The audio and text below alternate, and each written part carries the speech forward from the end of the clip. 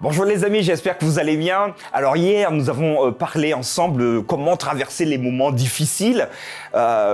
Nous avons eu un concept, mais aujourd'hui, j'aimerais encore vous parler de quelque chose de très difficile. Le cancer, les amis, quand ça vous touche, comment vous faites ?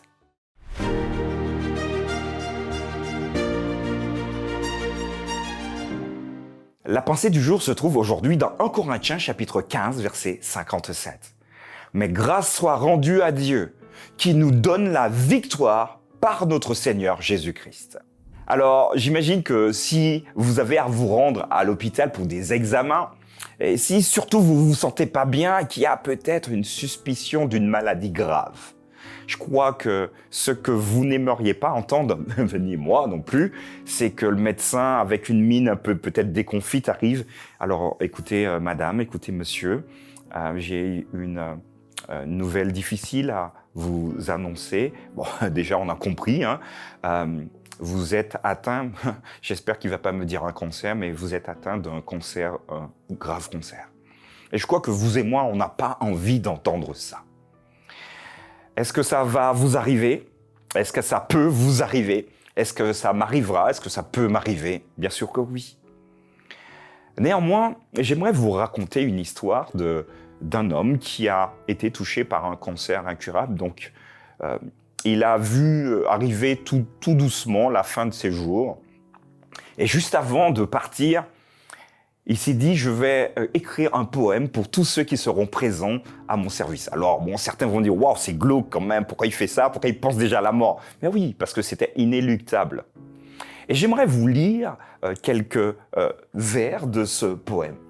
Il demande donc à sa famille, avant de partir, de distribuer ce poème à tous ceux qui sont présents. Et il écrira ceci. Le cancer est limité au corps. Il ne peut enrayer les souvenirs. Il ne peut paralyser l'amour. Le cancer ne peut faire taire le courage.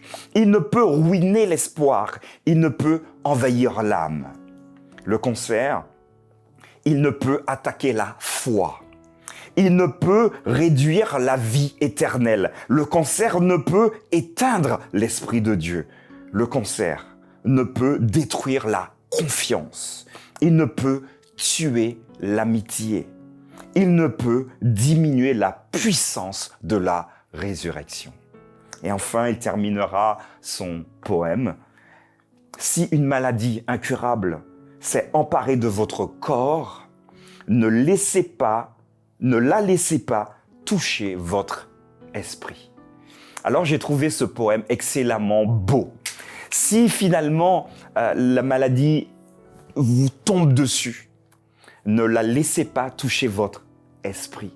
Et grâce à Dieu, au travers de ce texte de 1 Corinthiens chapitre 15, verset 57, mais grâce soit rendue à Dieu qui nous donne la victoire par notre Seigneur Jésus. En tout cas, si ce poème vous a touché, je vous souhaite à vous qui m'écoutez, ceux qui sont peut-être dans une difficulté particulière au niveau de leur santé, je vous souhaite un bon courage. Ne baissez pas les bras.